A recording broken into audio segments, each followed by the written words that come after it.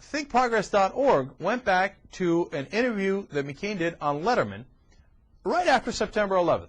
It was on October 18th of 2001. And the answers that McCain gave in that interview are amazing. Well, now, knowing what we know now, boy, did they screw up a couple of things. But also, look at what he says about Iraq, too. And look at the mistakes that they made and then they continue to make. So the first one is a joke about Osama bin Laden. Now, this is just barely a month after September 11th, and he's already cracking jokes about bin Laden. Here it is.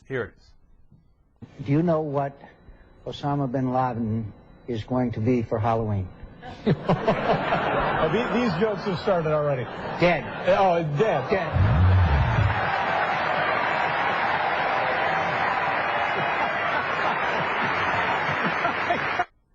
And McCain grins like an idiot there. Meanwhile, 7 Halloweens later, he's still quite alive. Ha ha ha ha. I mean, the thought of re-electing these guys? What are you, nuts? By October, by the end of October, by Halloween, he'll be dead. 7 long years later. Where are you, John McCain? Where's that joke? Let me hear that joke again.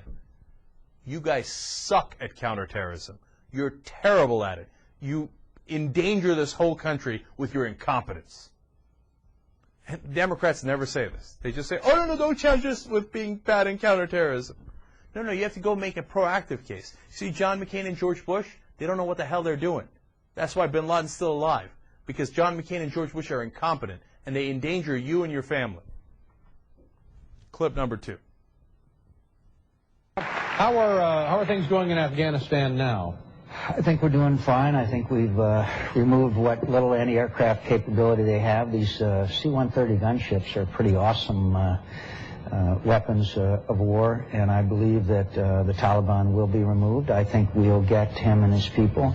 Didn't I think the hardest a lieutenant of his today or the last 24 hours or something? My understanding, yeah. I think the harder part is going to be when we bring in helicopters and put people on the ground. They still have some of these shoulder-held surface-to-air missiles that helicopters are vulnerable to, but I think we'll do fine. The second phase, if I could just make it very quickly, the second phase is Iraq. There is some indication, and I don't have the conclusions, but some of this anthrax may, and I emphasize may have come from Iraq. Oh, is that right? If that may be the case, then that's when some tough decisions are going to have to be made too. Wow, isn't that interesting? First off, Afghanistan is fine. That's a month after September 11th. The operations are going. They're great there, and in fact, the Taliban will be removed soon. 7 years later, Taliban still not removed. In fact, gaining ground according to our own armed forces on the ground, according to the latest reports. And look at it. A month after September 11th, second phase is Iraq. They were dying to go into Iraq. It didn't have anything to do with 9/11. They were chomping at the bit. They're like, hey, Afghanistan is fine. Taliban's been removed. Let's move along to the second phase of Iraq.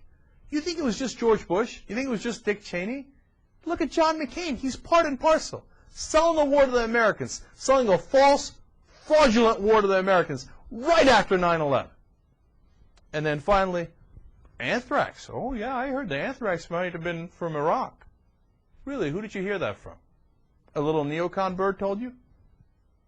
Totally made up. Now we know. It's based on no evidence. None. There was never any evidence linking the anthrax to Iraq. Not even close. They just made it up. And you know who they is? It's not an amorphous set of people. It is real people. People like John McCain who made the decision, we're going to go to war with Iraq no matter what. I don't give a damn if they had nothing to do with anthrax and nothing to do with 9/11. I'm going to go lie to the American people on the David Letterman show, and I'm going to get this country into a war. It's not just George Bush. There he is. It's John McCain.